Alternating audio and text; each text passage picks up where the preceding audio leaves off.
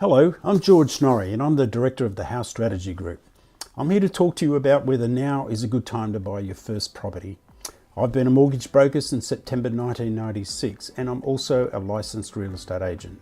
I'm married with 6 children and I'm happy to say that they've all had great success with property. I'm telling you this so that you can appreciate that I've been in this business for a very long time and I understand the synergies between finance and property. I also understand the challenges that first home buyers face when purchasing their very first property, and I know what needs to happen to make this process not only stress-free, but also a great experience and as exciting as it should be. At present, there is so much conflicting information in the media about finance and the housing markets that you could be forgiven if you're confused.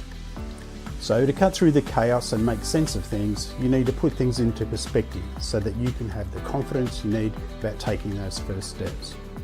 The first thing for you to understand, big picture, is what's happening with finance. We've had very low interest rates for the past few years, and whilst this is great, it's also been a huge attraction for property investors. As a result, investors have been buying up as much property as they could to grow their wealth.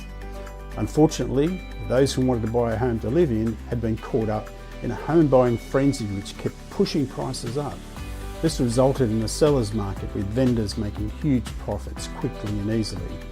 It wasn't unusual to see frantic buyers outbidding each other to the point where they were paying more for those properties than they were actually worth. Just crazy business.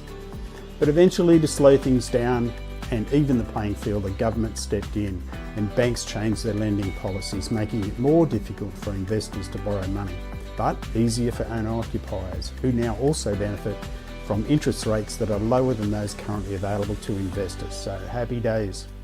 It's also important to understand that there are many factors that need to be considered when choosing a home loan product. It's not just about choosing the home loan that has the lowest interest rate.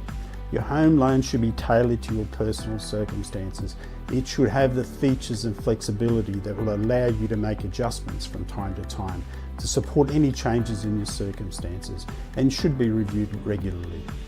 The second thing for you to understand, the big picture, is what's happening in the property market. As securing finance has become more difficult for investors and easier for owner-occupiers, the heat has now come off the property market, and this, together with an oversupply of property experienced in some but not all areas, property prices have dropped.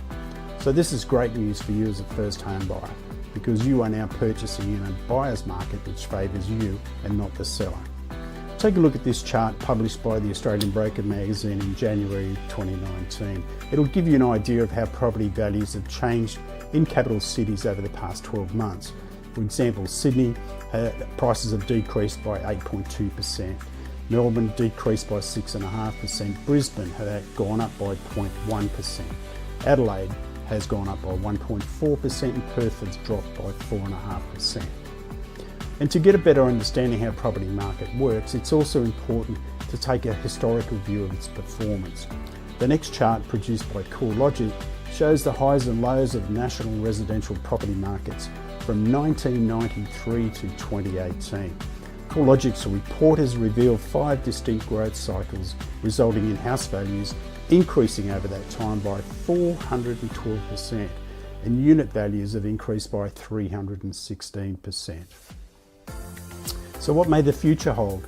According to CoreLogic, should this historical trend continue over the next 25 years, Australia's national property values could rise to $2.9 million for houses and $2.1 million for units by 2043.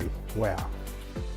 So the lesson here is that both finance and property are interconnected and each move in their own cycles.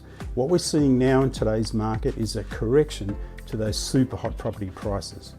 These corrections are actually healthy as they slow down the market to make housing more affordable for people who would otherwise be priced out of the market.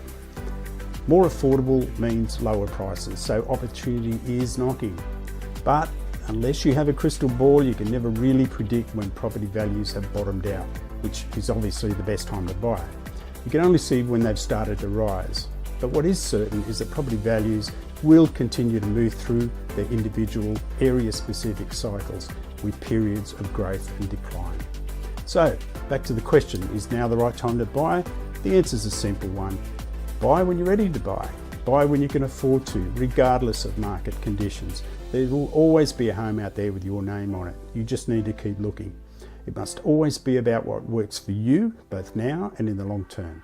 I'm George Norrie, and thanks for watching.